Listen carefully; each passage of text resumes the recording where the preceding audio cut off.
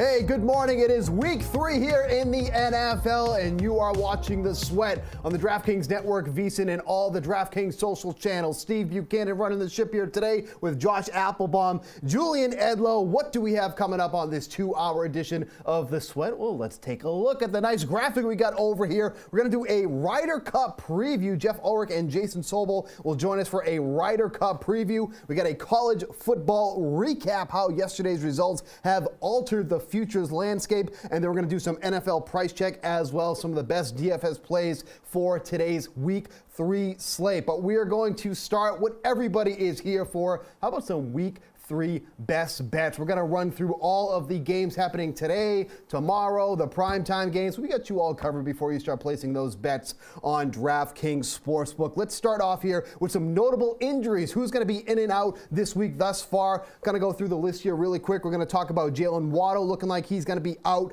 David Montgomery not looking like he's going to be playing here. Amon-Ra St. Brown questionable. Austin Eckler out. Aaron Jones, Christian Watson both questionable for the Packers. That's what we have so far. We'll update you as the show goes on, but let's talk about some of these games here this afternoon. Let's start with Broncos at Dolphins. Julian, what are we looking at for this game here? Yeah, an interesting game. The whole world, despite maybe being a little banged up, seems to be on Miami here. Denver has been dreadful. I have backed Denver in consecutive weeks, and they have let me down. They've come very close both times, but they have not come through. And now we see this number ticking down against the Dolphins. Little fishy. This would be Broncos or pass for me in this game. I just can't bring myself to do it because I felt like I've had a Denver cover in my pocket 2 weeks in a row, and it hasn't been there. Yeah, I mean, I was looking at teasing down the Dolphins because it was at -6.5 yesterday. They should win this game. It was at -6 earlier this morning. Now it's at 5.5. So obviously you don't want to. 5.5. It moved. Yeah. So obviously you don't want to tease through 0. I mean, granted, you're getting it at just half a point, at plus half a point. If you're going to do it this way, you use Miami as a money line. Correct, which is what I was going to get to here. But Josh, any thoughts now that this line has been moving essentially a point in the last 24 hours? Yeah. So I really liked your teaser yesterday, Steve. Yeah, me too. Hey, Dolphins win this game, but I think this is now we don't. A little bit nervous here. And if you watched and paid attention to yesterday's show, we had Sean King from VSiN on. He actually liked the Broncos to win this game outright as an upset play, a big money line plus play here. Basically what we've seen over the last 24 hours since we did the show yesterday, a lot of movement here toward Denver. Denver was plus 6.5. Now they're down to 6. You guys just mentioned it. Some books are down to 5.5. As Julian mentioned, this is a big public play to Miami. They're getting 81% of bets. So this is starting to shape up to be a Broncos in the points play for me. Again, public all over Miami. Lines dropping. Game day steam is always so important. That's when big bets come in. Limits are raised. Good angle here, too. Short road dogs 6 or less. Since 2019, they're 62% against the spread. They're 10-2 ATS so far this year. We have seen these road dogs in general do great. They're 65% against the spread this year as well. So this would play, Steve, to me, seemed like an obvious teaser all week. I think if you can still find that 6, the hooks are gone. I look toward the Broncos here. They look like a sharp game day steam play. Yeah, Denver already 0-2 against the spread, failing to cover by over 2 points. Miami 2-0 against the spread. Those are 2 road games, too, as well. Now they're playing their first home game here today against the Broncos. All right, Chargers and Vikings. Looking like it's going to be one of the highest scoring games on this slate. You look at the over-under here. It's a massive 54 points on this slate. A lot of ways you can go with this one here. It's basically a coin flip. Chargers are the underdog, but again, we're talking about basically a pick 'em on the spread. -102 on the money line for the Chargers, 118 for the Vikings. Where are you looking this way, Josh? Steve, I'm going money line here on the Vikings, -115. I'm not going to mess around. This is one thing I like to do on short spreads. Not going to lay a 1. We've seen this thing even go to 1.5 at certain times. But again, Vikings win by 1, you push, 1.5, you lose. So I go money line on these short plays here, just -115. But a couple reasons like the Vikings. This has been a dog to fave line move. This was kind of a pick 'em type opener, but some shops even open Chargers -2 on the road. We've seen this thing immediately get to a pick, and it's flipped all week and pretty much stayed steady toward Vikings -1. So that tells me, Steve, there's some liability here on the Vikings. What I like is that it's a 50-50 bet split. It's right down the middle, and someone told me a long time ago, theoretically in a vacuum, 50-50 bet splits, line shouldn't move at all. But anytime you see 50-50 and you see a line move, that tells me that even though the raw ticket count might be even, the bigger money wagers here are on the team that's getting the line move, and that's Minnesota. Also, big rest advantage. Vikings played on Thursday night, so they've been rested and ready to go here, whereas the Chargers played on Sunday. And then also a favorite in a high total game. As you mentioned, Steve, 54. Yep. Correlative betting-wise, it's always good for a favorite. More expected points scored, easier to cover the number. I got the Vikings on the money line, -115. Jules, this is basically held steady the whole entire week. Yeah, it's a desperation game for both sides, and when you have that, like Josh just said, Minnesota has been preparing for this game longer, and Minnesota is at home. So I would lean towards Minnesota in this game, but ultimately I'm not betting it because it's hard to buy in and ultimately believe in either side. So somebody's going to be 0-3 after this one. I lean to Minnesota on the money line like Josh's play. I lean to the over because I don't trust these defenses and think both offenses are going to come out here and score some points. I do have a bet in this one. My best bet is actually a player prop from this game, but I'm not going to give it to you. You can get it at the end of the show in Professional best bets. tease right That's there. called Nice. a tease. This is why you stick around. Yeah, hopefully you have 2 hours to spare to just get Julian's Yeah. one bet Yes. on this game. But Well, I if do you want like money, then that's what you would do. I do like Kirk Cousins go over his passing total, 292.5. The Vikings are running the ball the least amount in the league, only 22% of the time, even with Cam Akers coming into the mix now. Still don't think that's going to change much. If anything, I think Akers could be more of a receiver for this team. Let's talk about Saints and Packers. Pretty close game. I think this is a pretty tough game to kind of figure out when you look at the line here. Again, basically a pick 'em here. The Packers are 1-point favorites in this one. Derek Carr has been good with the weapons he has around him, but I think Jordan Love has looked great as well. Where are we leaning in this one, Josh? I'm going to go Saints here. I'll take the +1.5. This has been a pretty sharp play all week long. This game opened, Green Bay Packers like -2.5. It's now down to 1.5 or 1. Notable to me, again, that you have the public going with Green Bay. I know it's not Aaron Rodgers anymore, it's Jordan Love, but Green Bay at home laying a short number. That's when some of this public bias comes into play. So even though around 60% of bets are on Green Bay, this line keeps falling to the Saints. Really like the Saints defense. I think that might show Jordan Love a bunch of issues here today. Then another system play that I like is these short road dogs, Steve. When they're getting 3 or less, sometimes you get worried like, hey, I don't have the key number of 3. Do I take the 1.5? Do I go money line? I'll just take the points here, 1.5 versus 1. But short road dogs 3 or less. They're 6-1 ATS this year. They're 57% against the spread since 2019. I like New Orleans here, +1.5. Again, get the hook on the 1 if it's a close game, or pretty good teaser play, 1.5 up to 7.5. Go through a couple key numbers. But I like the Saints. They look pretty sharp all week. Packers have been banged up all season long, but they continue to hang around in these games, Jules. Yeah, lean to New Orleans for me. I ultimately think they're the better team, but they've struggled. They haven't covered a game yet this season, but they're 2-0. So they've been in some battles. I think they'll be in another battle here. Probably looked like they should have beaten the Panthers with a little more margin, and then gave up that, obviously, 8-point drive at the end, which had a lot to do with the number late, had a lot of pushes on that one. I would lean to the Saints. I think they're the better team. I think they have the more polished quarterback, although Jordan Love has a ton of upside and is still learning and could be very good. And what ultimately puts me on the New Orleans side here is just that Jordan Love hasn't faced a very good defense yet. Sure. The Bears, the Falcons, not known for defense. New Orleans has had one of the best defenses in the NFL going back a few years now, and although they're on the road here, this is still going to be something that Love hasn't seen yet. And I think that'll get the Saints to scrape by yet again. Falcons at Lions. This is one of my favorite plays of the week here. I like the Lions at -3. Basically, Atlanta wants to run the ball. It's been very obvious from what we've seen from them thus far. They don't want Desmond Ridder throwing the ball, but now they're going up against a very strong Lions run defense so far. You look at what they've given up on the year, 36 attempts against them, 107 rushing yards. This is an average of under 3 yards per carry at this point. If the Lions start to get away and start separating themselves from the Falcons, that means Ridder's going to have to start throwing, and that's where we can see some of those mistakes coming in from the second-year quarterback here. I like the Lions at -3 a lot. What do you think, Julian? Yeah, this one, Atlanta's been a sharp play all week. It seems like this number was a lot bigger. It got bet down, and I don't see it. Atlanta's been playing at home. Now they're going on the road to face a pretty good offense, and like you mentioned, a good run defense. Bijan Robinson will find ways to get his, but I just think Detroit has more, and Desmond Ridder is not a very good quarterback. And like you said, if Detroit gets any margin in this game, now you have to start leaning on Ridder. I know this number's come crashing down, but where it is now at 3, I'm with you. I would be laying it with the Lions if I'm betting this game. What do you think, Josh? So I'm going to take the hook here with the Falcons plus 3.5. Julian mentioned this, a lot of movement here toward the Falcons. You're not getting the best of the number anymore. I mean, this was like minus 4.5 Detroit at the opener. I even saw some books, Steve, like minus 6 opener. So really has been adjusted here downward. But I think the critical thing is the hook. I mean, we'll kind of recap some of the college games from yesterday. Notre Dame, again, all the antics there with the extra point and how much money moved there, but the hook was critical. I think the hook could be critical here with this one as well. So I'll wait for a 3.5. You could even buy it up to 3.5, but you got to get Falcons 3.5. That's huge for me.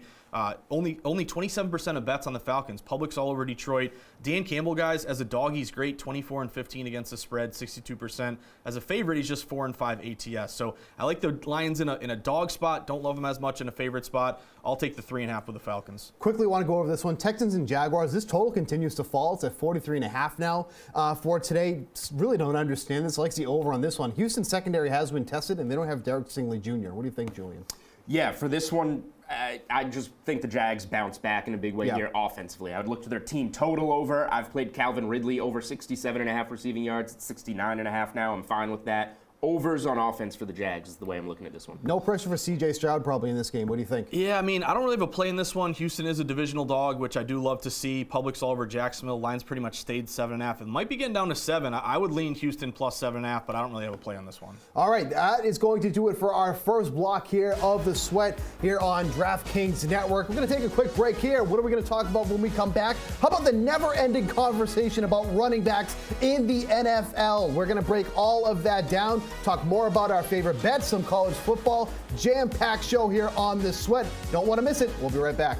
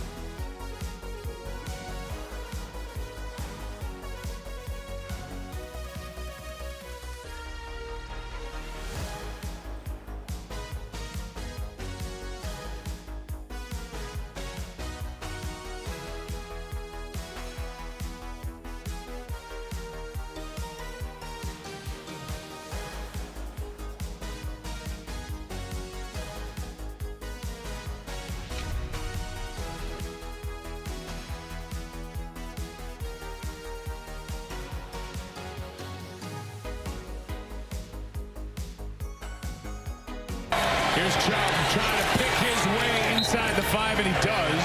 Minkah Fitzpatrick gets the tackle.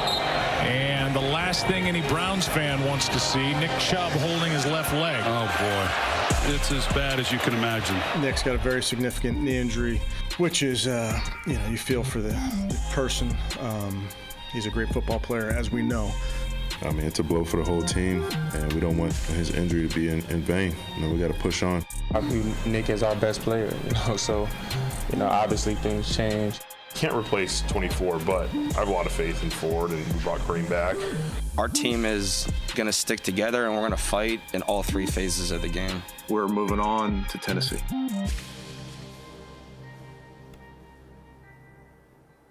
Welcome back to The Sweat. I'm Josh Applebaum. Happy NFL Sunday alongside 2 of my buddies here and 2 wise guys, Steve Buchanan and Julian Edlow. Obviously, terrible news here with Nick Chubb getting injured. That was a prop that I loved, over 8.5 rushing touchdowns. So take that ticket, rip it up, that one's gone. But obviously, this creates a bigger conversation about running backs in the NFL, running backs getting injured. We saw all offseason how they had that Zoom call trying to get more money. How do they figure this thing out overall for the position? So what do you think about this one, guys? With Nick Chubb going down, they signed Kareem Hunt. He's got a lot of familiarity with this team.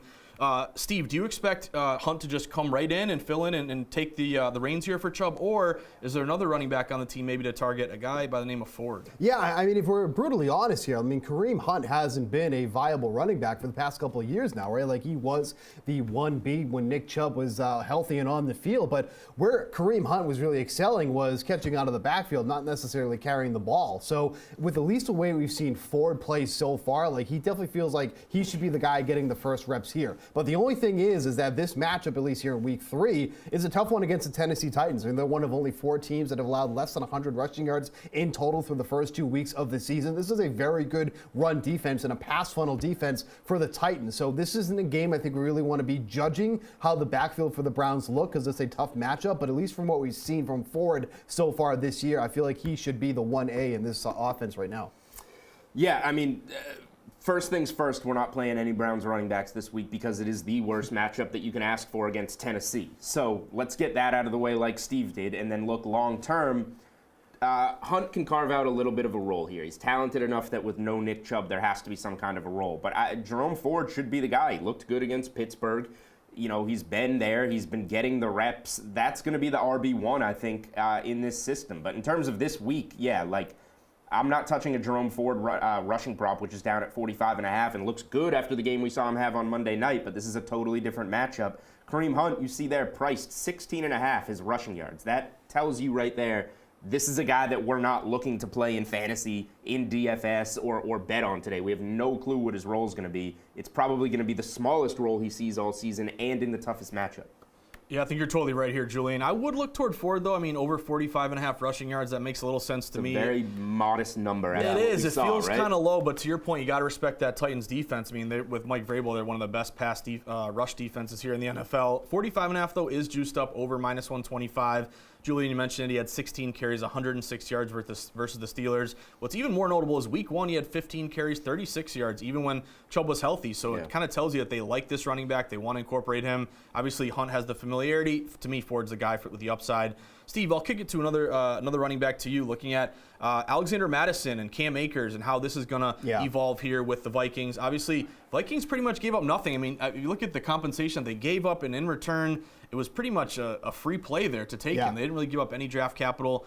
Will Akers make a difference for them? Does this hurt Madison? How do you apply this transaction to the outlook here for the Vikings? Madison has been such a non-factor in this Vikings offense thus far, and I don't think they're going to bring in Akers, and now all of a sudden Akers is going to be like, and they're going to start running the ball a lot. I mentioned in the last segment here, the Vikings have run the ball less than any other team in the league, less than 30% of the time. Only the Vikings and Steelers have run the ball less than 30% of the time in the league thus far. Akers can catch out of the backfield. I think maybe that's where his role is going to be, but really this is going to be a Vikings team that's going to want to throw. You don't have Justin Jefferson bring in Jordan Addison and then start running the ball. Obviously, when they let Dalvin Cook go, that kind of was a sign of the times that they're not going to be running the ball here. They want to air the ball out, and what better 2 receivers to do that with? So I think that there's just a lot of reason to think that the Vikings are going to continue to throw the ball, and especially if they're in these shootouts that we're basically most likely going to see here today against the Chargers. Like, these are going to be 2 teams that are airing that ball out. So I don't think that Akers is going to be a huge part of this offense. He's probably going to be better than Madison is, but the bar has been so low that there's not much you have to clear for that. So Akers is going to be a difference maker, but again, this is going to be a Vikings team who wants to air the ball out. I mean, it's interesting because we get a Kareem Hunt rushing prop who was just added. We have nothing on Akers available on DraftKings Sportsbook. His role is a giant mystery. I've been betting Alexander Madison unders on his rushing prop this season, and they've both cashed. He's there at 50.5 again today. I'm tempted to do it. I don't know if this is the game or the matchup against the Chargers. All these points, we're expecting to see a lot of offense. I don't know if this is the game, but getting Akers into the mix and still having that number be put out where it has been all season, it speaks to the matchup, yes, but I think that's a little bit dicey to say that he should just have the same role running the ball as he had all season. So I would maybe look to an under on Madison. This is a backfield that I am not expecting much from this season. They're just going to keep slinging it to a guy who has a receiving prop of 100 in Justin Jefferson and a guy that has been arguably the best rookie receiver in Jordan Addison. That's the way this team's going to win, especially against a Chargers defense that so far ranks dead last in passing yards allowed.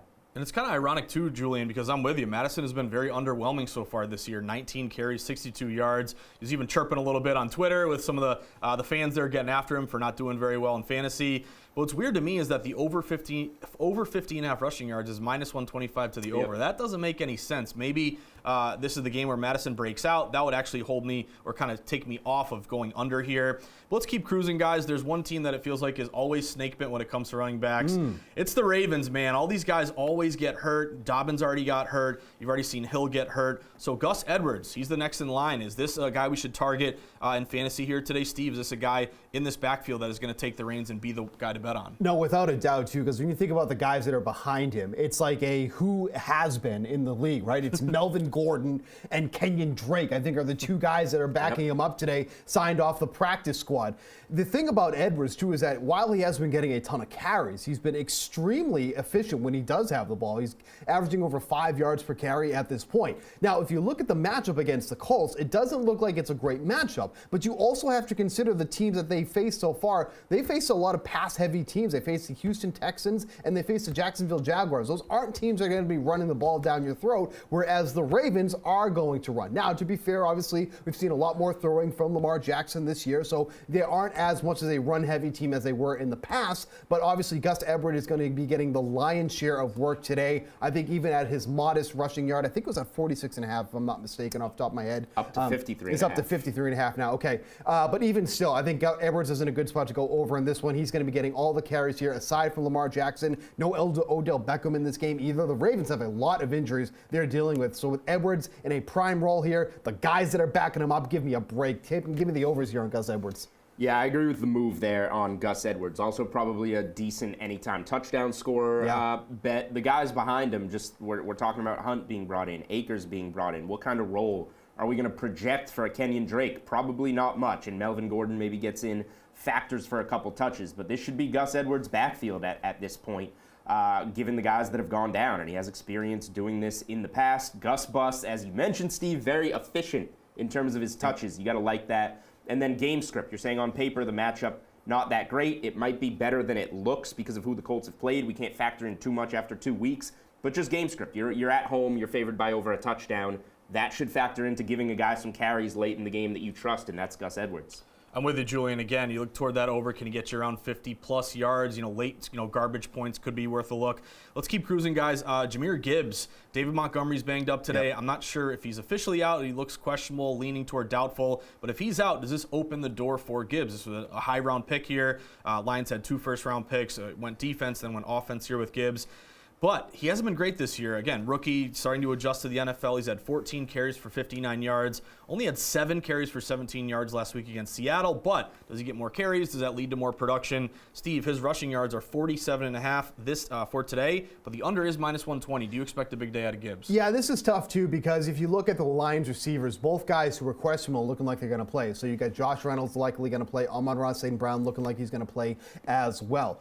If either of those guys were out, I probably would have actually liked the reception yards for Gibbs because you obviously are taking out a big piece of the offense there, but both those guys are looking like they're going to play. That being said, this is Gibbs' backfield to take in this game here against the Falcons. Do I think that they're going to win this game? Yes, I do. So that should also go in Gibbs' favor as well. The Falcons are not a strong team against the run. I just don't know if I'm in love with what I've seen from Gibbs thus far on the ground. I think he's been very efficient as a receiver because I think he had 9 targets last week, made 7 receptions, had a good game through the air last week. I don't know if I'm convinced about him on the ground as of yet, so this is an easy pass for me here. I think if one of those guys were out, then this would be a really huge spot for Gibbs, but with St. Brown in, Reynolds looking like he's going to be playing as well, I think this is a spot that you can safely kind of fade Gibbs here. Maybe I have my Alabama goggles on, but if they gave him the chance, I'm confident Gibbs would do great. But it sounds like they're not. And you know what's telling here? We keep hearing Craig Reynolds might have a role. That 29.5, minus 145. You want to talk juice to overs, Josh. Minus 145 to the over. That tells me everything I need to know to stay away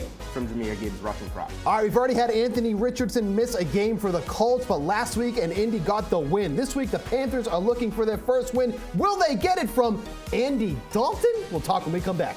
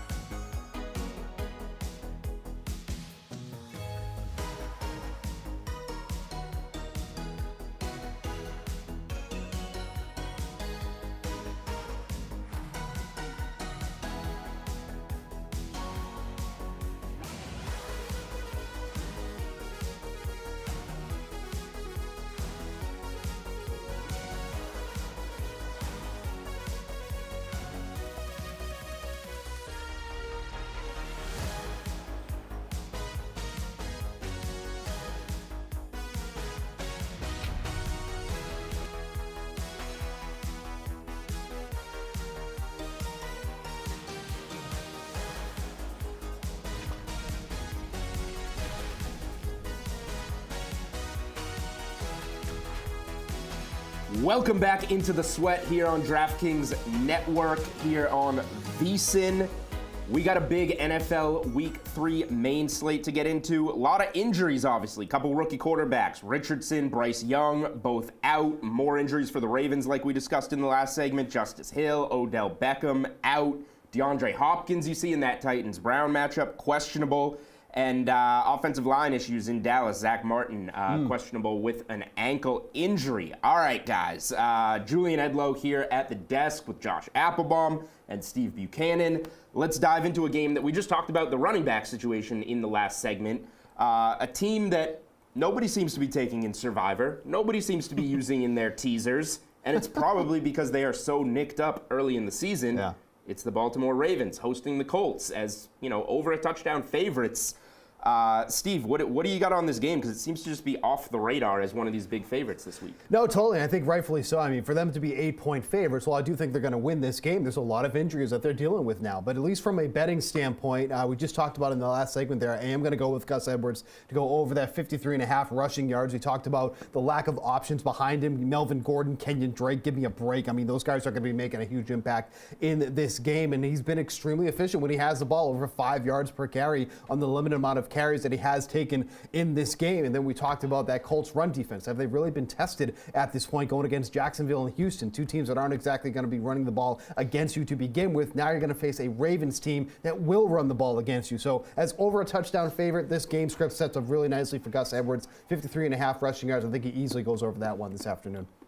Yeah, go ahead, Josh. Well, I was just going to say, Julian, I'm intrigued by the Colts and the points in this one. I think going to Gardner Minshew, maybe that's a bit of an upgrade here from the rookie with Richardson, who could, again, be really good in the long term, but almost think of it like the Bryce Young going to Andy Dalton kind of situation. It's a backup, but an experienced guy who knows what he's doing. If you're looking at this game here, I'm intrigued by the 8. As I mentioned, this is a big public play to Baltimore. They're getting like 65% of bets. Indy's only getting 35% bets, but almost half the money. So a little bit of a low bets, higher dollar bet split there. And we've seen these road dogs, as I mentioned before, do very well this year. They're 13-7 against the spread. They're 56% ATS since 2018. And also just a nugget here, as great as Lamar Jackson is, a lot of injuries to deal with today.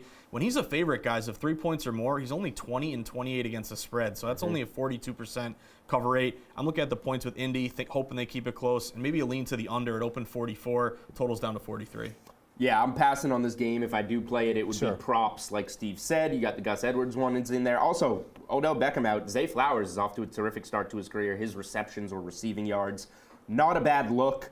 Titans-Browns, another weird one. Browns didn't look great on Monday Night Football. Titans, have they looked great yet this season? I don't know what to make of these teams. Not teams that move the ball, and obviously no Chubb now for Cleveland. I did play Tennessee plus 3.5 here early in the week. I don't love it. No. I might play some Browns -3 and just not be on this game and hope it lands on 3 and wind up winning some money. But this is one of those games that I bet it earlier in the week when I was feeling less enthused by the Browns, and now I'm just kind of like, this game. What do we got, Josh? So I'm with you, Julian. Maybe I'll give you a little, support on this one. All right, talk me back into my own bet. Plus 3.5. Well, either way, you're going to have to stick with it, so you can buy it out, I guess. But I'm with you on this one. To me, again, it's all about the hook, the 3.5 here. You've seen movement toward Tennessee. They open as high as plus 4.5. They're down to 3.5 now. They're down to 3. Again, you could wait. You could buy the point, but just always stress on this show the importance of getting hooks. I like the fact that Mike Vrabel is in a dog spot. Mike Vrabel's 2-0 ATS as a dog. In his career as the head coach of Tennessee, he's 25-15 against the spread, 62% in his career overall as a dog. Also, I think it's kind of a tough spot here. I don't love the fact, the one thing that worries me, Julian, I'm going to play both sides of the fence here, is that Tennessee's getting 70% of bets. I don't like that they're the public play here, but they could be a pro and Joe bet split. You've seen the line move in their favor. The one thing I'm going to bank on as well, obviously no Nick Chubb, but also it's a short week with the Browns, and if anyone watched that game, that was so physical. There were a ton of injuries. I think it's tough after a really tough division game to come back the next week and then play Mike Vrabel's club, so I'll take the 3.5 here. I just don't love that it's a public play. I have no faith in Deshaun Watson as a quarterback at this point, Steve. Yeah, I mean, I'm not thrilled about this game overall either, so I'm actually going to go with another player prop here. I'm actually going to go and fade Ryan Tannehill, have him go under 17.5 completions in this game. He's already gone over it. It's not many. It is not many, but he's already gone 1-1 on this number so far this season. Cleveland has the third highest pressure rate on the season, and that Titans offensive line is already having to do a little bit of shuffling around because of the injuries that they're dealing with here. And Ryan Tannehill is not somebody who performs well under pressure at all. He's been under pressure on 36% of his dropbacks, completing just 50% of his pass attempts, 5.8 yards per pass attempt, and 2 interceptions already for the first 2 weeks of the season. Even if they're able to stop Myles Garrett, the edges for the Browns, I think, are going to be able to get on Tannehill in this game. So I'm not loving this number here I do love this number here for Tannehill to go under 17.5. Again, not a lot here, but Titans have shown that they're a team that wants to run the ball, not throw the ball as much. So I think that's a good number to play in this one. All right, this one reminds me a little bit of the Miami and Denver game that we talked about off the top of the show. Bills and Commanders. We got the dominant Buffalo Bills who have lost a game. They're 1-1 against the surprising 2-0 Washington Commanders. Home dogs, and it's getting bet down. The number's coming down on the Commanders. I kind of agree with it. I would lean to the Commanders here. Buffalo hasn't really shown me anything so far this season. Josh Allen, mistake-prone, good defense on the road. Rejuvenated fan base here at these home games for Washington. Steve, do you have anything here? I think, like we talked about on Unreasonable Odds, the podcast, I think you lean with me here, but I have no play. I think that, I was confused when we talked about this line. I think it was at 6.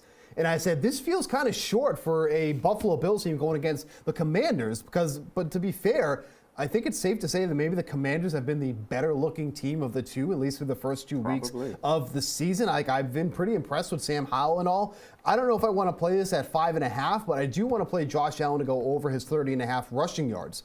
Didn't run a lot in that game against the Raiders, but the Bills were just in complete control of that game. It really didn't necessitate for Josh Allen to be running.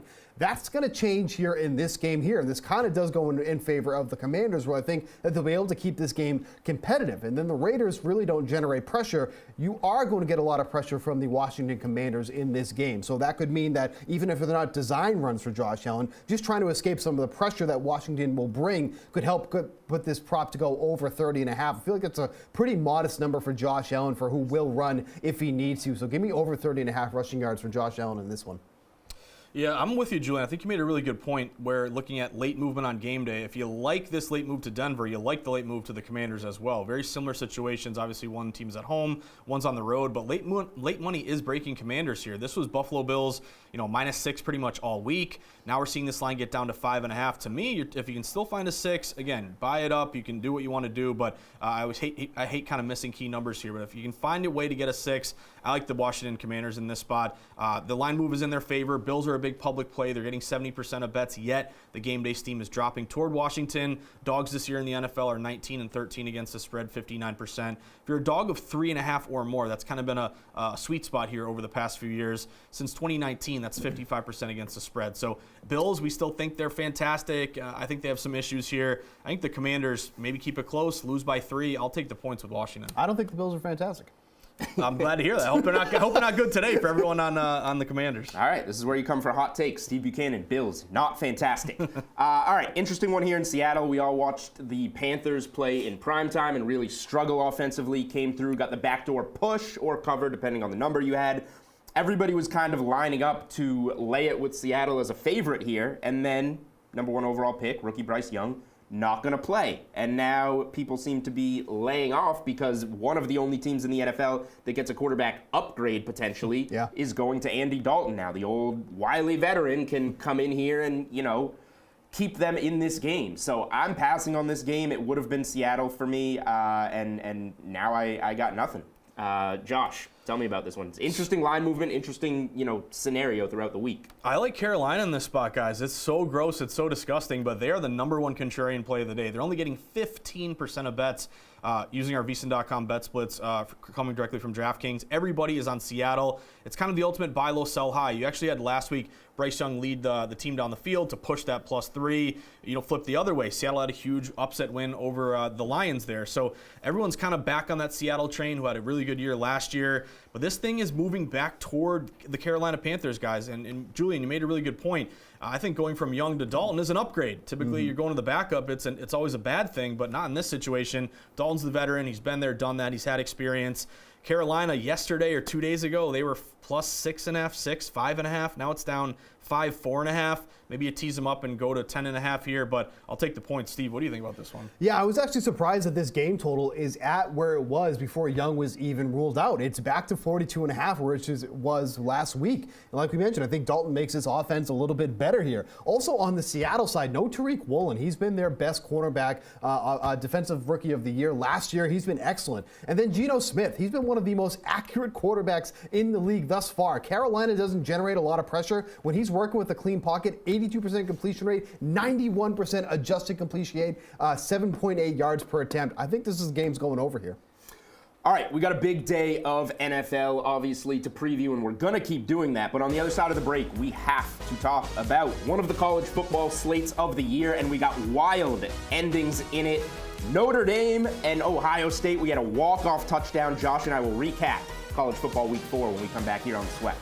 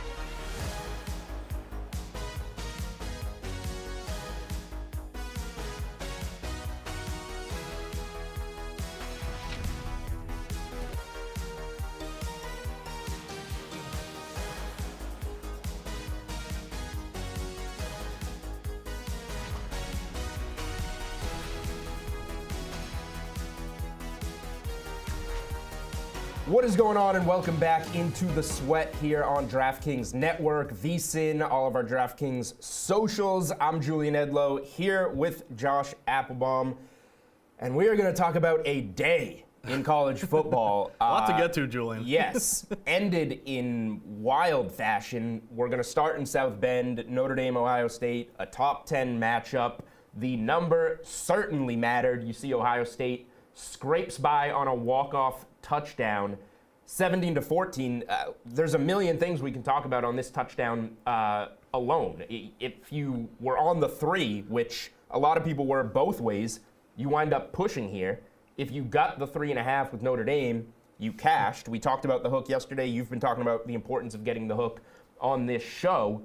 But we almost didn't get that 3 to matter, because if that last touchdown by Ohio State had happened with 0 seconds left instead of 1, it's a walk-off touchdown. Ohio State wins by 2, and the 3 certainly comes to matter. And on that Ohio State touchdown, Notre Dame only had 10 men on the field for the last 2 defensive plays of the game on the goal line.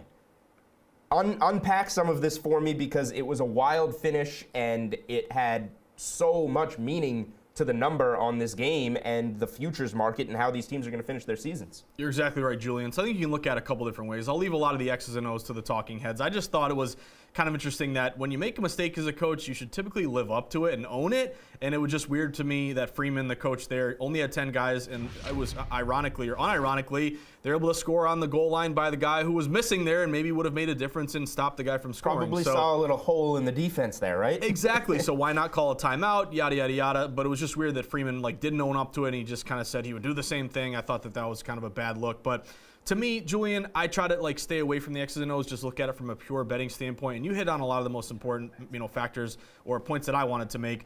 Number one, when you're looking at a line throughout the week, depending on what side you like, always get on or off the key number or the hook. So you and I were talking about this game yesterday, Julian, where if you like Notre Dame, it was your responsibility as a bettor to get that plus 3.5. It had been going back and forth, 3.5 down to 3, 3.5 down to 3. That told me that there was a disagreement in the market where a lot of wise guys maybe saw value on the -3 when it was with Ohio State, but then you had buyback on the 3.5 there with Notre Dame. Obviously, it was really weird on Twitter too. Sometimes Twitter really blows up, and the fact that there was 1 second or no seconds left, it could have been a walk-off, 2 points, and you would have covered that 3 regardless there. So it ends up being a push for a lot of numbers. But this is why I think on the sweat we stress the importance of key numbers and hooks. I think you tune into a lot of betting shows. It's I like this, I like that. But I think one thing I'm proud of us that we do is stress the importance of numbers, because that can be the difference between a win and a loss. Again, if you're on a dog, if it's juiced up, you can buy it up, you can search for it, shop around, whatever you want to do, but you got to get the hook. Difference between a win and a loss, win and a push.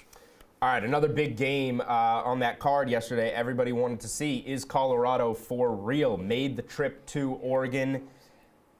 Serious reality check for Coach Prime and the Buffs. They got stomped. I had the Oregon team total here. They had 35 at halftime. I needed 45.5.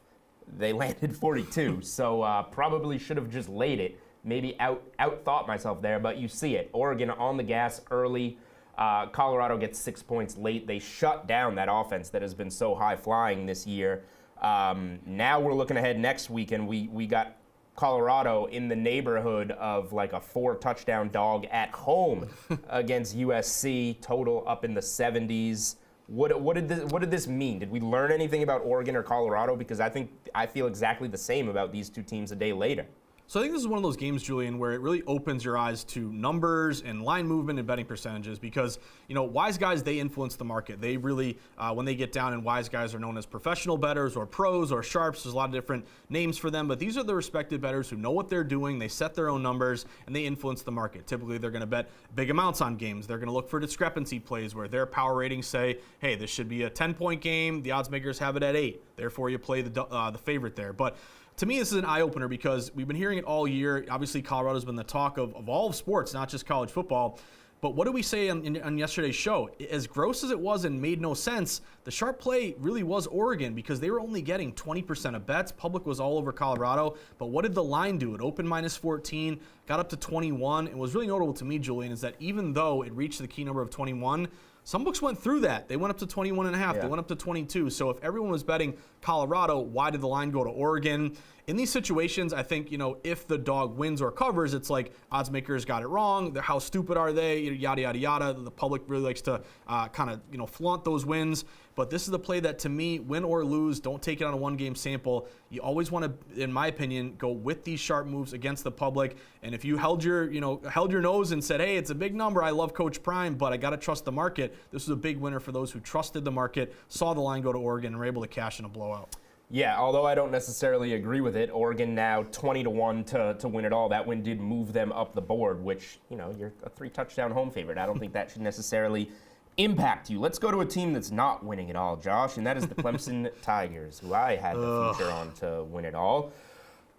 They had that game in the bag, driving to go up double digits, and then fumble, scoop 6, tied game. You still give yourself a chance to win that game at home and miss a 29-yard field goal with a kicker that you just added to your team this week because your highly touted kicker prospect, who Dabo said in the opener against Duke, they trust from 70 yards, can't make a field goal. So now this kid comes in, misses the 29-yarder. FSU wins in overtime. This offense just isn't good enough, and there's 2 losses on the resume, and we're not out of September for Clemson, so they are toast. FSU gets a win that, although it's against an unranked opponent, going on the road and winning at Clemson is for real. So FSU gets by on the road yet again, like they did at BC last weekend.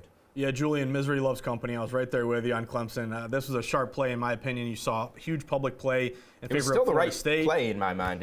And this is what the important thing is, Julian, I think. So, one, we got a pretty good number, plus 2.5. It closed at 1.5, even though everyone's on the Seminoles. So it was pretty clear that was a good, sharp move in favor of Clemson. But here's one thing that it always kind of annoys me, Julian. You hear it all the time, and I have a big issue with it. The right side was the winning side. The losing side was the wrong side. But that's not really the way I would recommend looking at sports betting because, again, things happen. It's not always determining an outcome based upon the final score. It's what you got before the game started. So if you got a 2.5, a 2, you beat the closing line moved to Clemson, you made a good bet. Sometimes you make a good bet, the team on the field just doesn't come through for you. Clemson obviously let a lot of people down, including myself, Julian, and also I know the odds makers are not happy about this because Florida State was a really public play. So again, don't overreact to a final score. I think what's important is you're going to determine the strength or quality of your bet based upon your number versus the closing line, not on the outcome. I'll make that bet on, and I think you will too, Julian, on Clemson 10 times out of 10. It's just unfortunately they let us down yesterday. Just don't fumble and let it go back the other way, all the way. All right. Line movement, a game that moved all over the place yesterday, was Utah and UCLA. We thought initially that Cam Rising would play. It got as high as 6, and then it's reported that he will not play. I think it got as low as 3.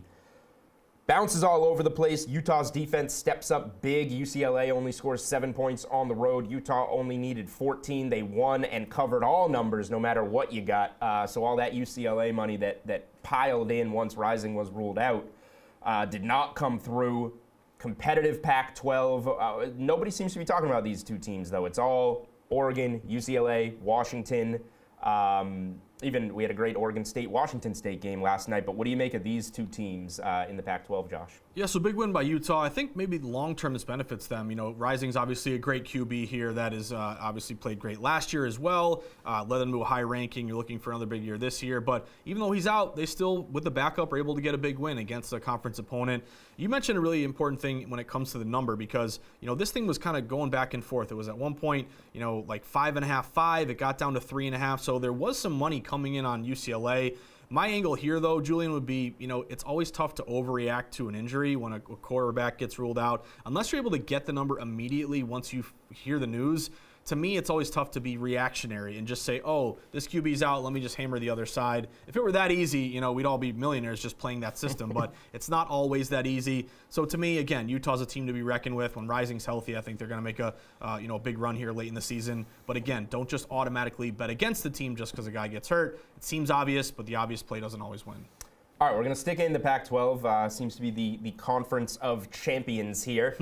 I played a look-ahead line. I got a bad number on Clemson. I got a good one here. I have Oregon State plus 2.5 hosting Utah on Friday night. We're a Saturday-Sunday show, so we're going to talk about this one quickly now. Last I saw it was Oregon State minus 2.5. We'll see where it reopens on DK Sportsbook. I love this spot for the Beavers. They just went on the road, lost to a really good Washington State team that I like, and now Utah is coming off a win going on the road. I like Oregon State here quickly on Friday night. Yeah, I think that's going to be a really contrarian play. You're going to probably see a ton of money here, public money on Utah. I was pumped that Washington State was able to win and cover last night, but they were up big, Julian. They took their foot off the gas. Yep. The +3 got down to 2.5. So in the end, it was a winner. They would have cashed on the money line as well. But again, Oregon State. My one question is, Julian, DJ Uiagalelei, are you a believer or not in Uiagalelei? Not that much. I like Cam Ward more, and that's why I bet Wazoo. I love it. All right, we'll keep going here. Julian, what do we got next coming up on the Sweat? What do we have? NFL price check. The script says you're closing it, but I'm a pro. We got NFL player. price check coming up next here on the Sweat. We're going to look at some DFS plays on the other side of the break that I didn't know I was pitching us to. My bad.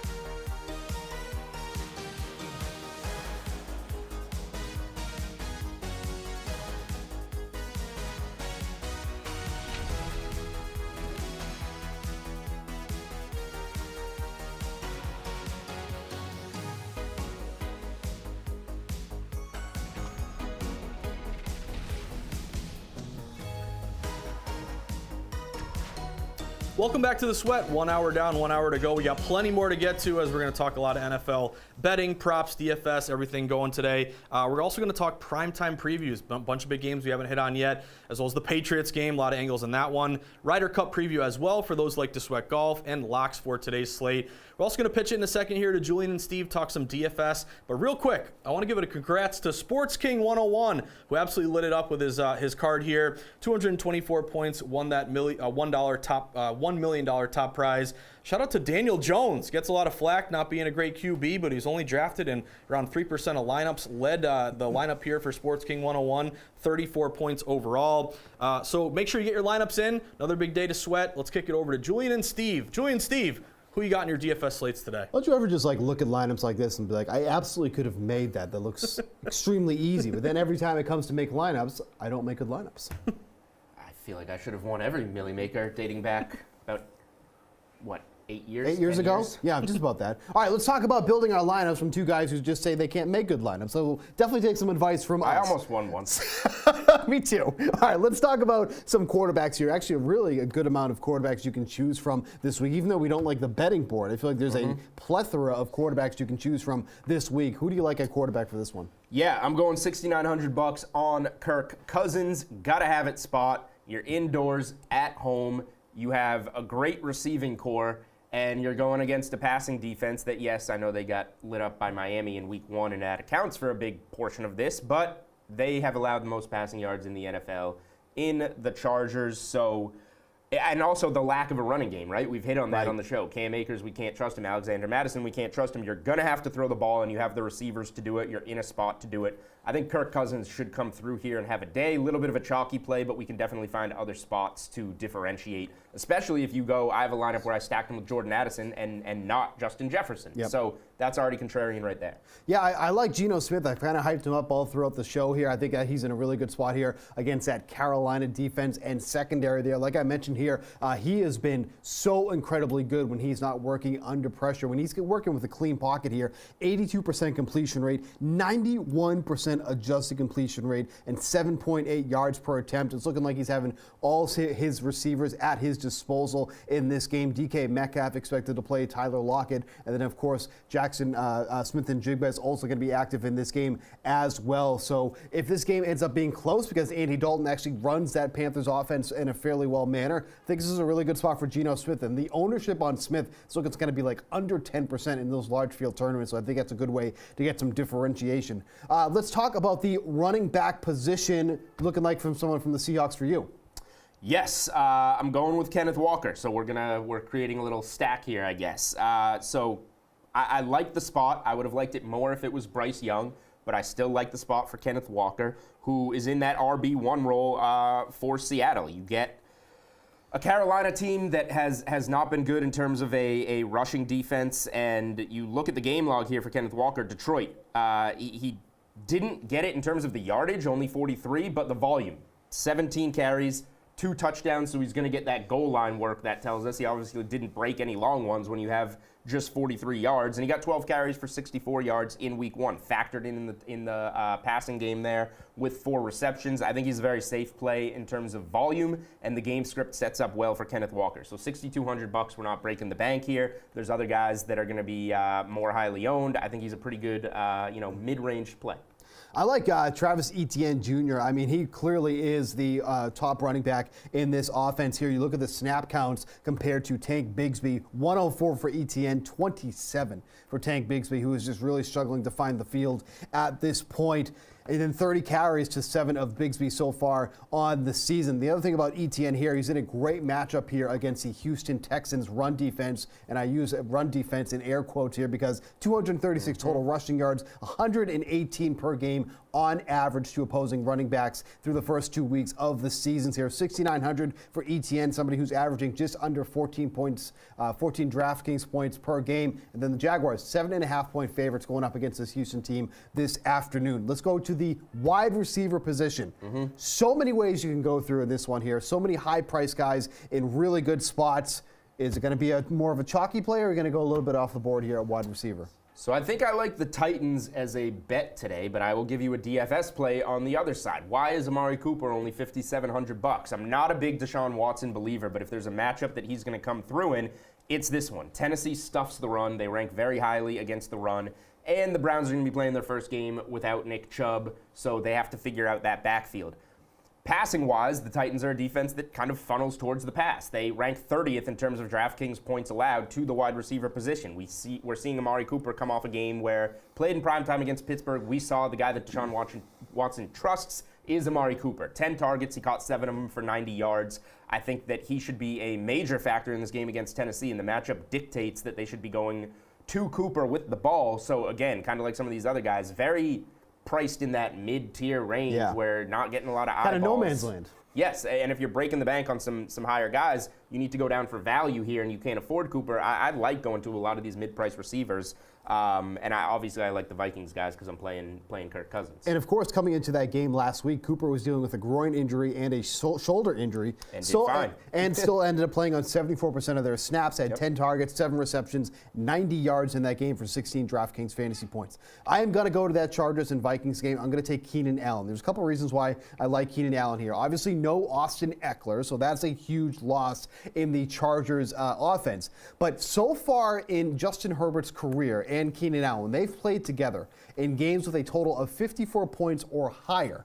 Keenan Allen is averaging over 20 DraftKings fantasy points in those games. And we've seen those situations happen 6 times since Justin Herbert has entered the NFL. Keenan Allen already averaging just under 10 targets per game. That obviously should remain healthy with Austin Eckler out of the mix. Mike Williams did out-target him by 1 last week. But again, we're talking about the highest total on this slate, a game where we expect to go up and down the field, back and forth here in a controlled environment. I think this is just going to be one of those games where even if you don't get the right receiver, there are still plenty of fantasy points to go around in that game overall, whether it's Jefferson, Addison, Keenan Allen, Mike Williams.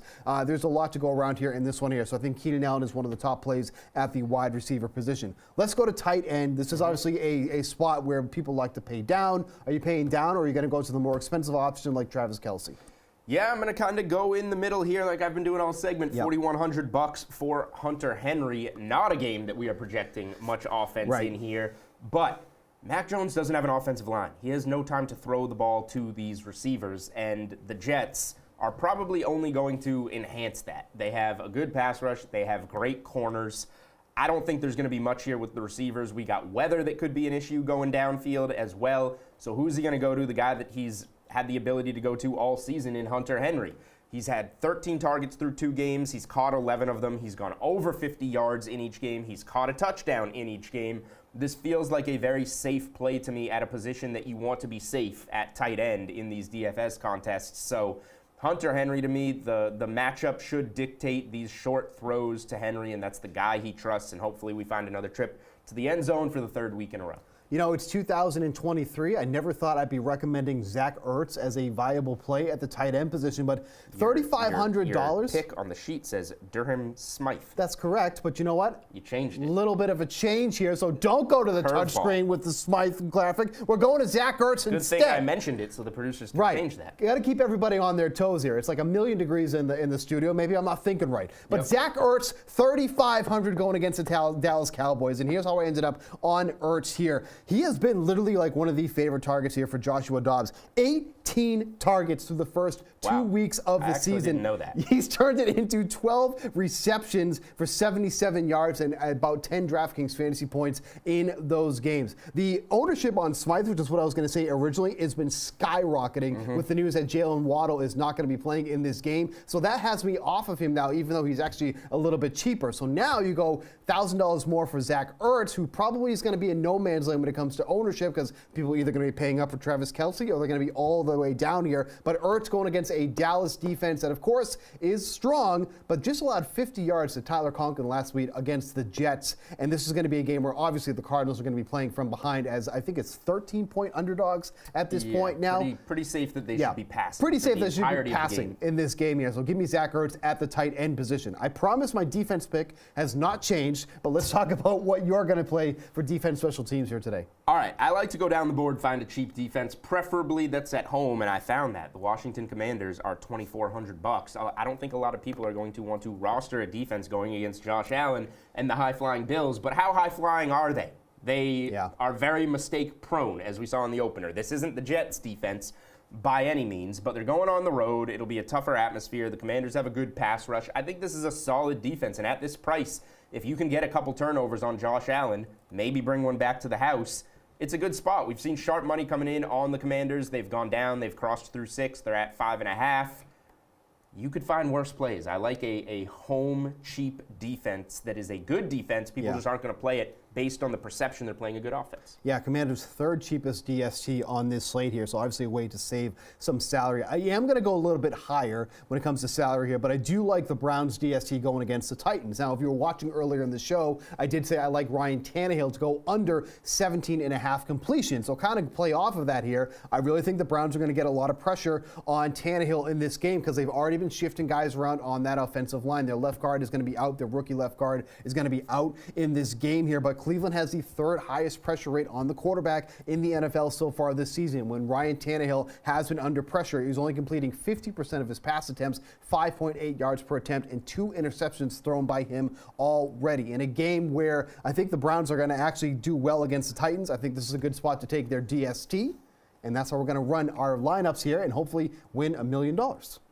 Sounds that plausible. would be a solid plan here on week 3 of the NFL here on Sunday. Okay, we're going to wrap here. We're going to take another break. When we come back, we're going to dive into some picks for the week 3 primetime matchup, starting with a Super Bowl rematch where the teams are combined 1-3. Good God, my goodness, we're going to be right back.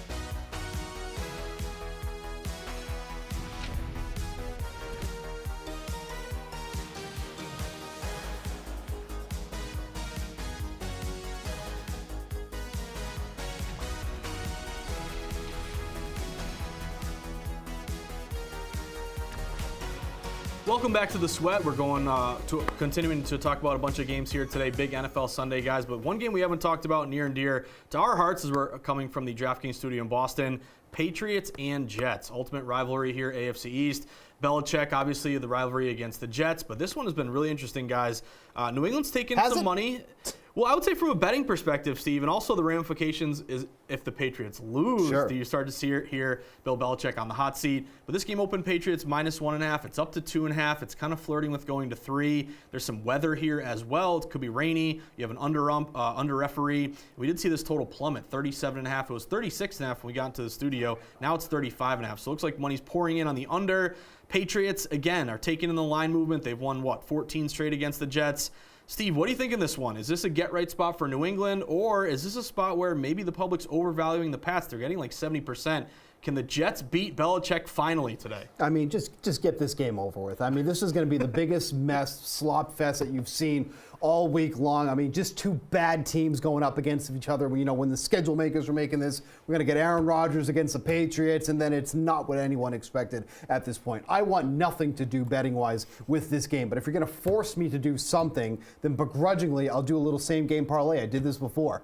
Both Mac Jones and Zach Wilson to throw an interception in this game. You're getting that at +176. Will Belichick let Mac Jones throw an interception is your question. We could see another Buffalo win game. No, it's true. It's true, but at +176 on this. Zach Wilson has 4 interceptions already since he came into the 5th snap of the game for the Jets here. And then obviously Mac Jones in bad weather going against arguably probably one of the best secondaries in the league. If he does have to throw the ball, a lot of room for errors in this one here. So don't love this game at all.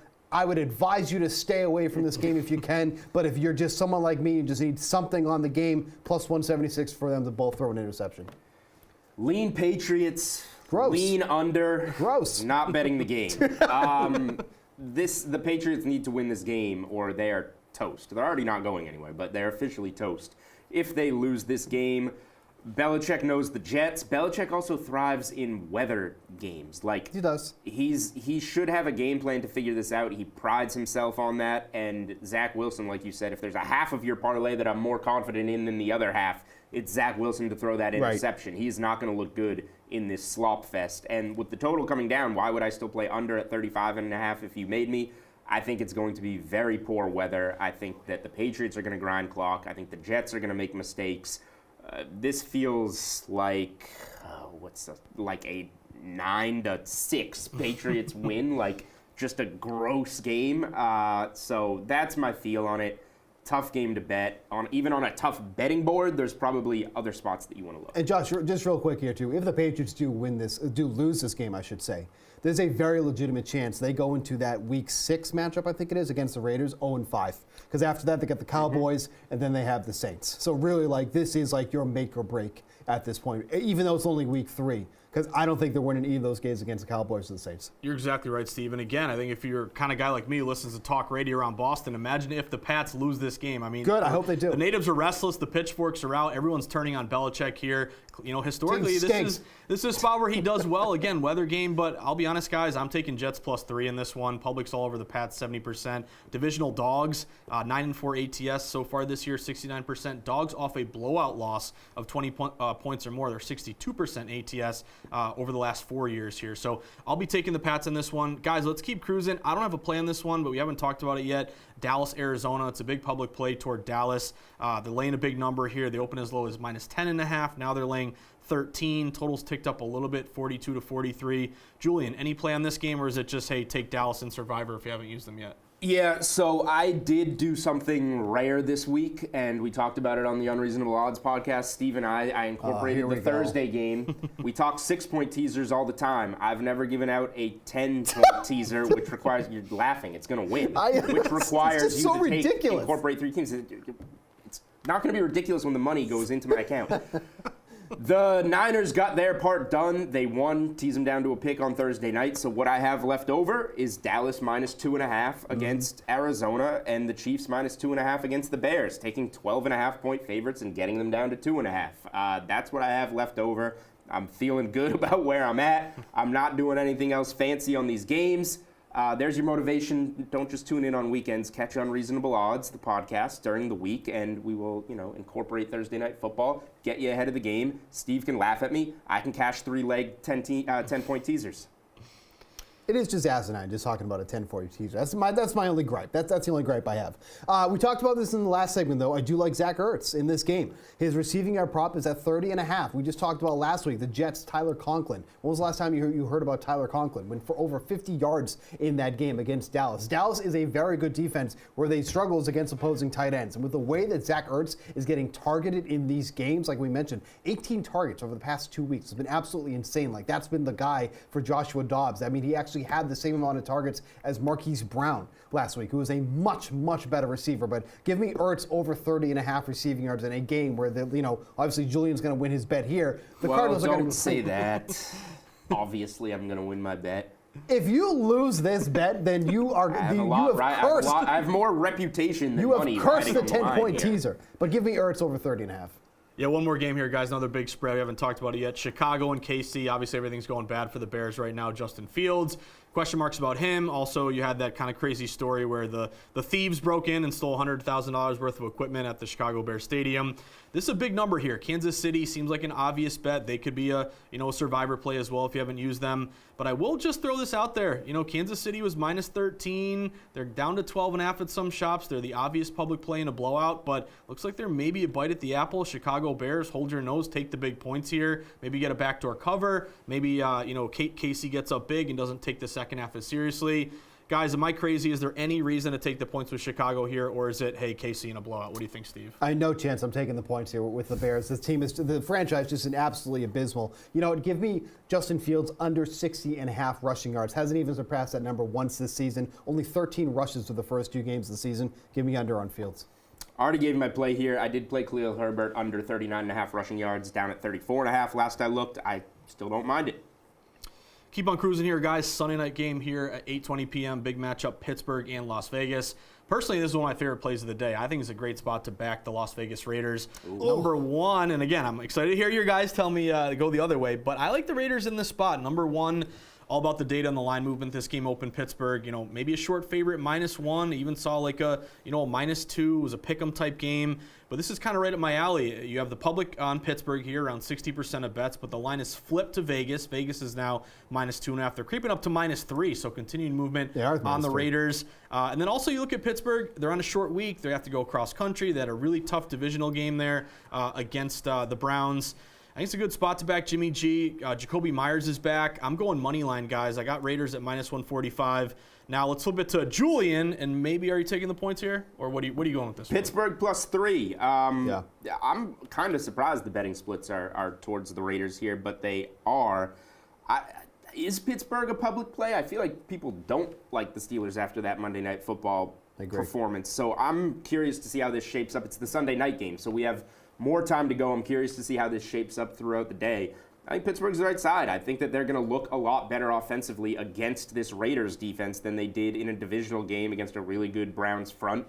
And I trust Pittsburgh's defense. I think that defensive line is going to get after Jimmy Garoppolo. So I'm kind of surprised this is shaping up to be a public play. We'll see if that stands when we get to Sunday night. But at 3, give me the Steelers. I had to make sure that TJ Watt was actually playing in this game because that's what I think is going to be the biggest disruptor in this one here. The Raiders are just going to not get anything going offensively because TJ Watt's just going to be all up in Jimmy Garoppolo's face, and we've known that from his time with the 49ers. When he starts to get pressure on him, he absolutely crumbles. Now you're going up against one of the best defensive lines in the league.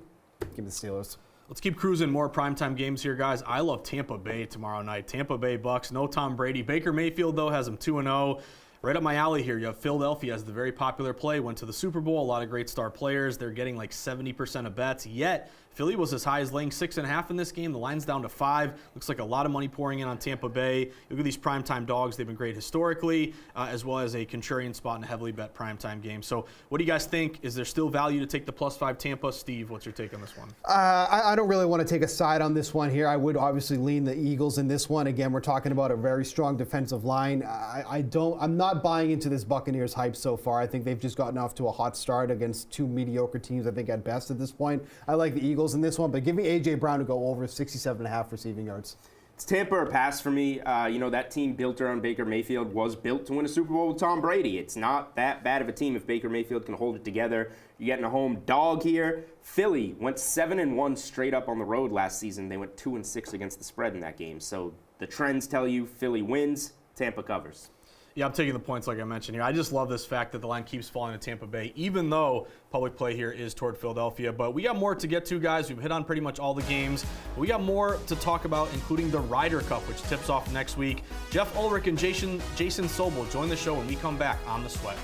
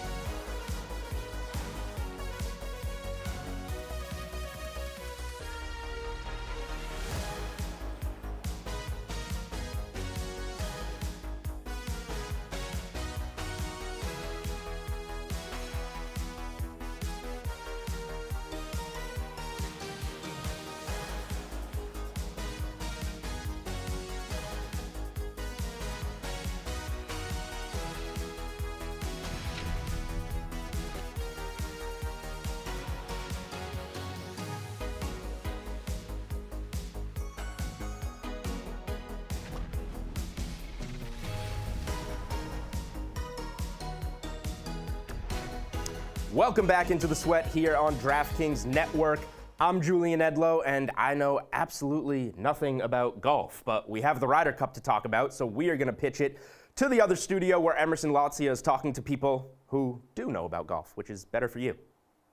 The Ryder Cup is without a doubt the most exciting competition in golf, and it's less than a week away from being at the forefront of the sport. Let's dive into it right now with DraftKings contributor Jeff Fulrick and Jason Sobel of the Action Network. So the Americans, gentlemen, have not won on foreign soil in 30 years, 3 decades here. That's obviously the top storyline, Jay. But give me another one that you have your eye on, maybe one flying under the radar. Yeah, first of all, I want to go back to that top storyline because you're right, Emerson. The fact that the U.S. has not won on European soil in 30 years, and yet they're still the favorite. There's no other rivalry in all of sports where you haven't won at the other team's place in 3 decades, and yet we're still going to make you the favorite. I understand it. I get it.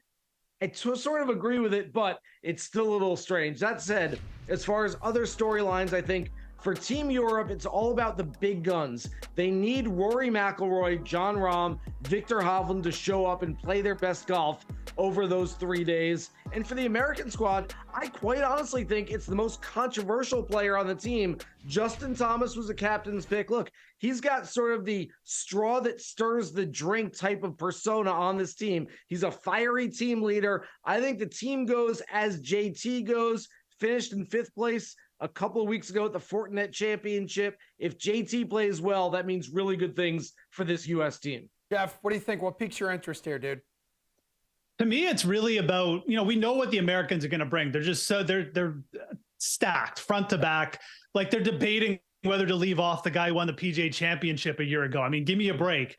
But to me, the story is really, has Europe closed the talent gap here? Because they're going with a completely different lineup. There's no Sergio Garcia. There's no Ian Poulter holding up the back end. It's Aberg. It's Nikolai Hogard. It's the Bobby McIntyre. I mean, like these are young players who are good. They're very talented, but they're still untested. And has Europe, is this back end going to be able to challenge the U.S.? Is this talent gap sort of closed between the U.S. and Europe now potentially where Europe could pull the upset? I think that's the most intriguing storyline. I really think that, how these young players perform for Europe is going to go a long way to determining whether this is close or not, because if they don't step up, I mean, the back end for the U.S. is so loaded, this can turn into a blowout again, much like we saw 2 years ago. So for me, the real storylines are to watch just how this European squad not only gels, but performs, and especially the young players. Jeff, why are they plus 125 to win here? Because the Americans are pretty much favored across the entire board, but I do feel like the Europeans may have a few more in-form individuals here. It's on their home soil, not to mention that drought we've already discussed.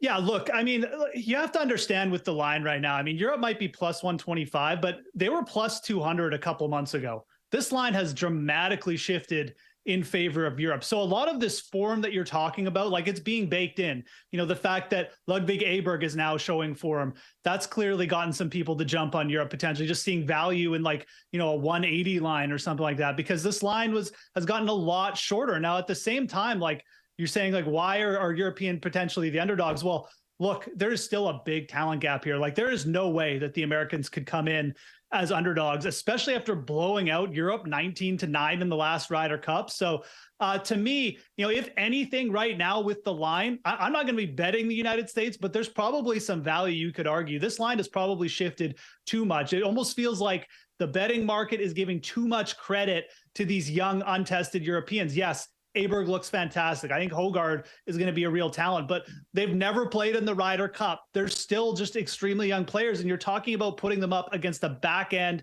of Justin Thomas, Sam Burns, a guy who's won like 5 times in the last 2 years. So that's why the betting line is where it's at. I don't think that Europe can get any shorter, really, and they've already moved down quite a bit. All right, Jay, is that talent gap the reason the Europeans are current underdogs right now in the DK Sportsbook?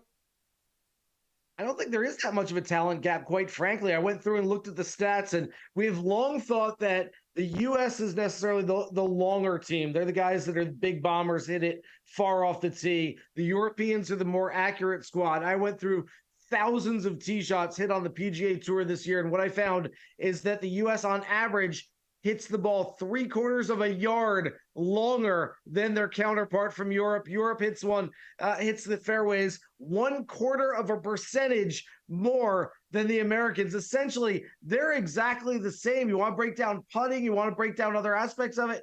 Everything's essentially the same. You give a little more of a push towards the team that's playing on home soil just because that seemed to be a necessary ingredient for winning this title, at least a majority of the years over the last couple of decades. And you understand why that line, like Jeff said, has moved from plus 200 to plus 120, plus 125 right now. All right, Jay, one of the most popular prop bets for the Ryder Cup here, year in, year out. Top point scorer for each team. Who do you like in this department for the Americans right now? Okay, so first of all, you have to look at this not only as quality, but quantity. Okay. You need a player who's going to play the most matches because, quite frankly, there's a total of 5. You can't take a guy who's only going to play in 2 of them. He's just not going to cash this ticket. That said, reading between the lines, what we've heard from Zach Johnson, the captain of the American side, and some of his cadre of vice captains that he has, is that this is a brutal walk. It's a hilly golf course. It's very physically demanding.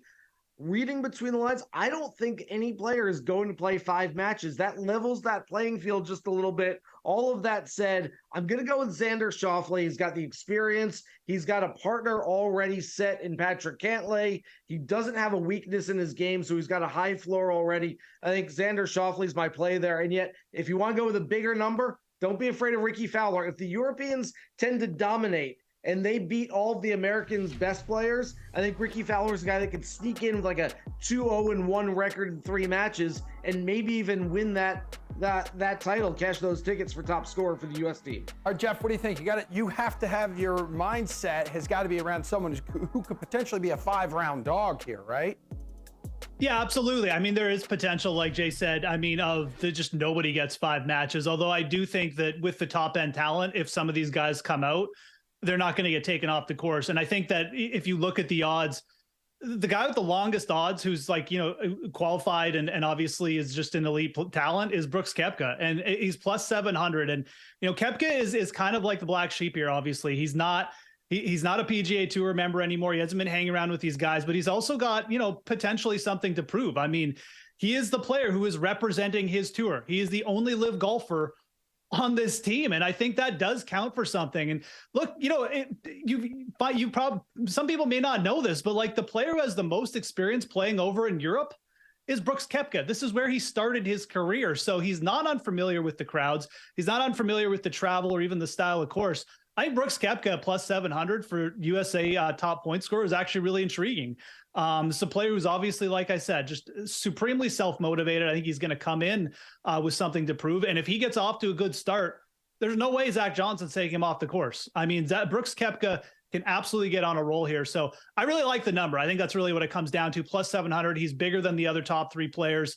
And like I said, I mean, if he gets off to a good start, it's just going to be wheels up. He's going to be going the full 5 matches. All right, last one here, gentlemen. Jeff, top European point scorer, Rory, Rahm, top of the board, Hovland, and then Tommy Fleetwood at plus 650 here. What? Boy, I mean, hey, one more chance to lose money on Tommy Fleetwood. What more can we ask for from a Ryder Cup? But no, we're not going to go with Tommy Fleetwood. Look, this number has already moved down. It was plus 600 last night. Now it's plus 550, but Victor Hovland, to me, is absolutely the play here. What have we seen from Victor Hovland all season long? Stepping up in the majors, going toe-to-toe with a guy like Brooks Koepka, winning big events, just absolutely annihilating the FedEx Cup playoff race. Yeah, I think Victor Hovland at plus 550 is still good value. I mean, look. I mean, you could argue that maybe him and Rory should be flipped, or maybe he should be tied with Rahm for odds. But I think even just that little, half a point, whatever you want to call in the betting market, I think Victor Hovland is a guy I would not mind jumping in on here for top European score. All right, Jay, who stands out to you on the team across the pond? It's interesting. I've talked about it on my SiriusXM PGA Tour radio show. The 3 players that I have the most confidence in, that I trust the most for this upcoming Ryder Cup, are all on Team Europe. It's Rory McIlroy, it's Jon Rahm, it's Victor Hovland. I'm going to go with the easiest explanation here, the easiest solution, and that is Rory McIlroy. He's 12-12-4, career in the Ryder Cup, but he's been playing tremendous golf. 9 of his last 11 starts inside the top 10, nothing outside of 16th place, playing at a very high floor, high ceiling. I love the combination for Rory. If you want to go a little bit deeper, though, if you want a long shot on this one, I do believe that Rory and his buddy Shane Lowry are going to be paired together. If they go on a little run, Shane can essentially ride Rory's coattails for a couple of days. He goes out and wins his singles match, not unlike 5 years ago when Tommy Fleetwood was probably the better player in the pairing alongside Francesco Molinari, although they both played really great golf over the first 2 days when they went 4-0 as partners. Fleetwood lost on Sunday. Molinari won. He cashed these tickets. I wouldn't be surprised if Rory's the better player but plays with Lowry over the first 2 days, and yet Lowry goes out, wins on Sunday. He can cash these tickets at a pretty big number. Gentlemen, thank you so much. Pairing should be announced on Thursday. That's how you do what you just did. The Sweat will return, everybody, after this break.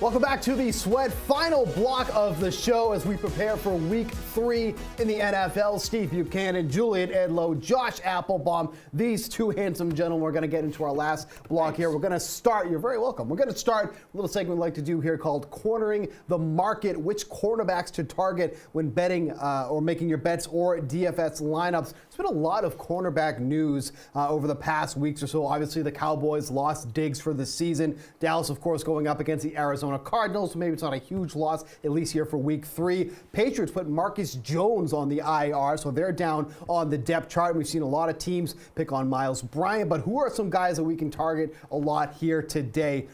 Great matchup here for Justin Jefferson going up against J.C. Jackson. A couple of years ago, this was their big offseason signing. He has not panned out to what they hoped to be here. Let's take a look at some of the stats here for Jackson on the season, only allowing a 46% reception rate, which is not too bad, but on those receptions, 19.7 yards per reception, 118 yards allowed the first 2 weeks of the season. I think it's fair to say those numbers are going to be jumping a lot this week here. So that goes to a prop that you can play in this one. Justin Jefferson over his receiving yards. It's set at 100.5. I don't recall someone being this high. Maybe Cooper Kupp a couple of years ago. But guys, what do you think about Justin Jefferson here going over that absurd number? But to be fair, I believe he's averaging over 130 yards per game at this point now. Yeah, Julian. I mean, you want to try and take the approach against Justin Jefferson here? You can do a cornering the market segment and just pick Justin Jefferson against whoever, and it's probably going to be good. I'm probably with you, Julian. To me, this is a pizza money play just to take Jefferson over. I mean, I think you can shop around. I want to say it's 99.5 right now, which tells you that maybe there was some under money that came in. I think it was 105 this morning. But I think a couple things to bank on here. Number one is extra rest, where they played on Thursday. So I always like it when you bet a player prop or a team with some extra time to rest, rehab, get ready before a game. And you mentioned it, Steve. He had 9 for 150 against Tampa Bay. He had 11 for 159 against Philadelphia. You give me 100 yards, I think it's definitely doable. And you mentioned J.C. Jackson, a guy that I think smartly Belichick let go of, didn't give the big contract to. But here's another thing, guys. Chargers are allowing the most passing yards in the NFL, 333 yards per game. So to me, it's a high number. I typically like to stay away from these big numbers because it seems, just a kind of a tough uphill battle here. But again, Jefferson, how do you not go over today? You know, Julian, I know you're big on Jordan Addison today. Are you still okay with the Jefferson number for as high as that is? Yeah, it goes against my best bet a little bit here, although maybe it works together. A big game through the air. But you can't go against Justin Jefferson at home in this matchup. Yeah. It's impossible, which, I mean, surprising. I get there's got to be a resistance at some point, but down from 101.5 to 99.5 since we started the show. Some money came in on that under. Best of luck to you, but that's going to be a tough sweat. We did mention real quick, the only alternate I'll mention, 150 yards was plus 400, right? In the alternates on DraftKings Sportsbook. If you're going to bank on the big game, might as well throw a little bit on the $150, which he's done in both games so far at plus 400, so if you can get yourself something. Yeah, there's a bunch of different numbers you can take. I think 110, this is off the top of my head, I think 110 was at like plus 185 or something, so there's a lot of alternate lines you can take as well. That's not a bad one there either. One matchup possibly to avoid, and this has come to the point where maybe it's not even just the cornerback, it's just the game in general, but DJ Reed for the Jets going up against Devontae Parker.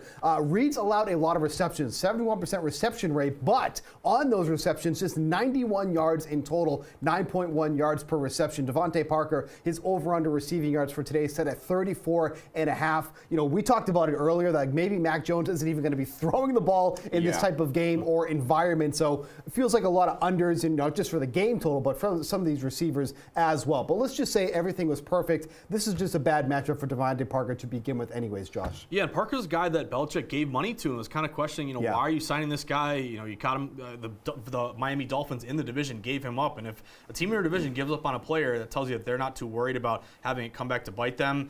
It's 33.5 right now, Steve. I don't really want much of this number. I would say, though, I kind of want to buy low on Mike Gesicki. In a game like this where it's going to be kind of a slog here, the weather's a huge issue. We see the total tumbling. I do like this under. I want to say 36.5 was like the last sharp number I saw that hit the under. But it's going to be weather. I don't think Mac Jones is going to throw the ball down the field too much. Hunter Henry could get a lot of the attention. Gesicki's a guy that made some moves. I think smartly he tried to lateral that ball in the last game. Kind of showed me something there. The guy who thinks quick on his head. Can he get you right now 21 yards? It's 20.5 over minus 115. I think Gesicki's a guy to buy low on. Seems like him and Mac Jones. I saw on their Instagram, their wives hang out. Always go to the Instagram. You might get a little nuggets here. Maybe he's got a couple balls here to get to Gesicki to make the wives happy.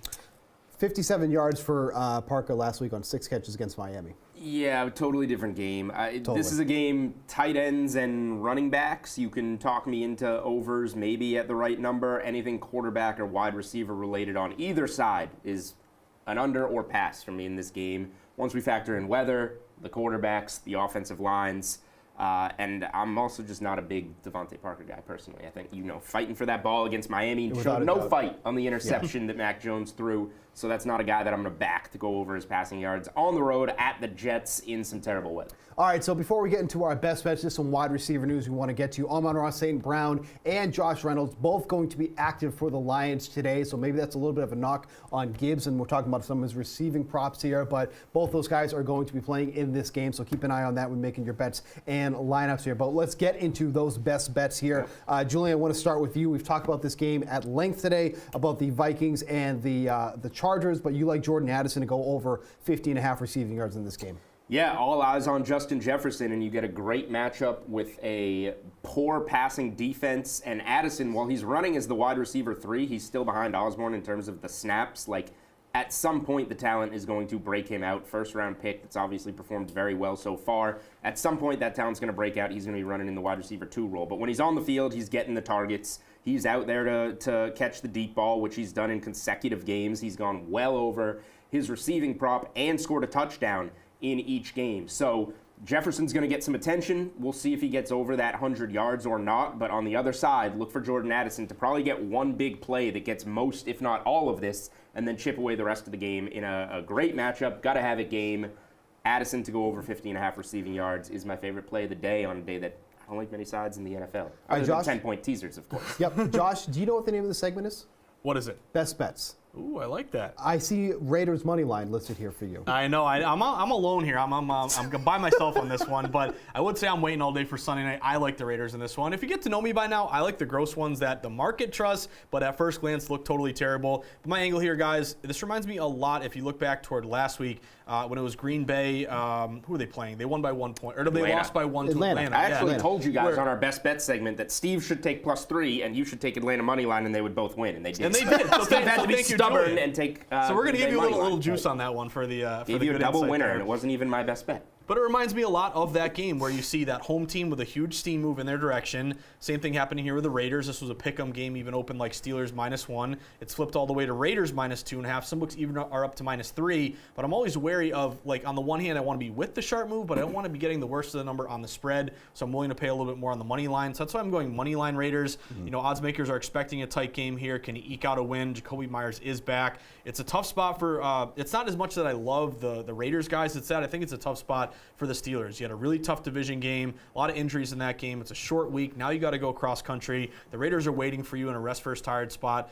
Also, 56% of bets are on the Steelers, but this line keeps going to the Raiders. So I don't want to lay the 3 now at this point. To me, it's a money line bet, -145. Give me the Raiders in the desert Sunday night.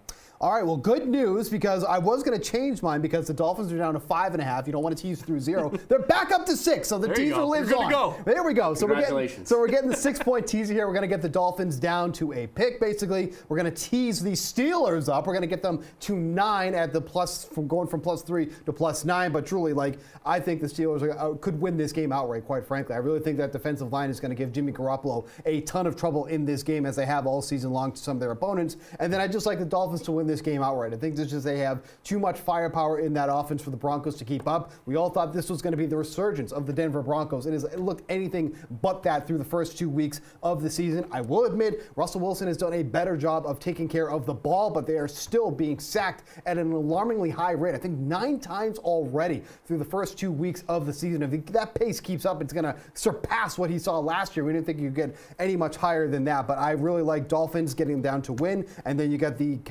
Steelers up to 9 points. And we've got some breaking news here, and it's actually very important. The halftime show for the Super Bowl has been announced and is going to be the smoothest artist in the music industry right now. Steve's a huge Usher fan. I am a big Usher fan. Break. Usher Raymond will be the halftime show for this year's Super Bowl. I know Julian doesn't care. You might be a closet Usher fan. I feel like you might be an Usher guy. So I'm a little bit of an Usher guy. I would say my wife texted me. She is so excited for this. So I'm excited too. We should watch it together. I know. Let's do it. Maybe do a halftime show. Steve's going to be dancing, live streaming. And let's get those prop bets. You know, what will be the first song, the length of the first, let's get those prop bets going. But yeah, Usher's the guy. Yeah, we absolutely are going to do a halftime segment for the Super Bowl talking about Usher Raymond. That is something we will do on The Sweat. But what we're going to do now, we're going to wrap it up for this edition of The Sweat here on the DraftKings Network, VSiN, all the DraftKings social channels. Make sure to check us here every single week, Saturday, Sunday, 8 a.m. Eastern. Good luck with your bets, your lineups. For Julian, for Josh, Steve Buchanan, we will see you next weekend. Goodbye.